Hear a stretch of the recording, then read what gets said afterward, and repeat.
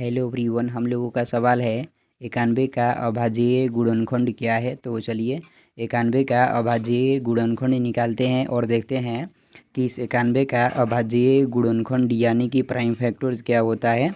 तो देखिए इस संख्या को यहाँ पर कुछ इस तरह से लिख लिए हैं। अब इस संख्या को अभाज्य संख्या से घटाना होता है। तो जैसा कि हम लोग जानते हैं कि अभाज्य संख्याएँ, ध्यान दीजिएगा, 2, 3, 5, 7, 11, 13 और इसी तरह से आगे भी होती है।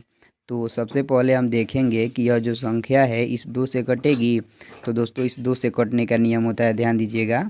जिस संख्या की इकाई के अंक 0 या 2 या 4 या 6 या 8 रहता है तो वह संख्या 2 से कट जाती है।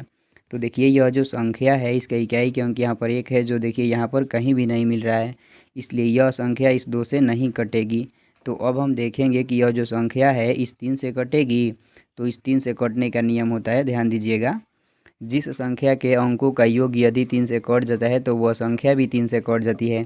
तो चलिए इस संख्या के अंकों को जोड़ते हैं और देखते हैं 3 से कटता है। तो देखिए इस 1 में इस 9 को जोड़ेंगे तो 10 होगा। तो 10 जो संख्या है वह 3 से नहीं कटती है, इसलिए यह भी संख्या इस 3 से नहीं कटेगी। तो अब हम देखेंगे कि यह जो संख्या है इस 5 से कटेगी। तो दोस्तों 5 से कटने का नियम होता है, ध्यान दीजिएगा, जिस संख्या की इकाई के अंक 0 या 5 रहता है तभी संख्या वो 5 से कटती है। तो देखिए यह जो संख्या है इसका तो इकाई के अंक यहाँ पर 1 है, इसलिए यह संख्या इस 5 से भी नहीं कटेगी। तो अब हम देखेंगे कि यह जो संख्या है इस 7 से कटेगी। तो हाँ दोस्तों, यह संख्या इस 7 से कट जाएगी। तो चलिए इस संख्या को इस 7 से कटाते हैं। दोस्तों हमारे साथ आप लोग यहाँ पर प्रॉपर कटाना सीखिएगा। देखिए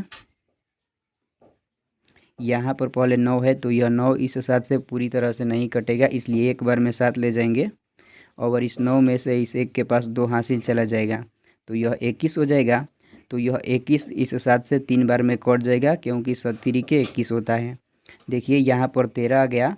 तो देखिए यहाँ पर 13 एक खुद एक अभाज्य संख्या है, इसलिए इस 13 को 13 से कटा देंगे तो यह एक बार में कट जाएगी। अब कुछ इस प्रकार से यहाँ पर लिख लेंगे 91। देखिए 91 जो यह संख्या है एक बार 7 से कटा है और एक बार 13 से कटा है। तो इन दोनों को यहाँ पर गुणे के रूप में लिख लेंगे, 7 गुणे 13।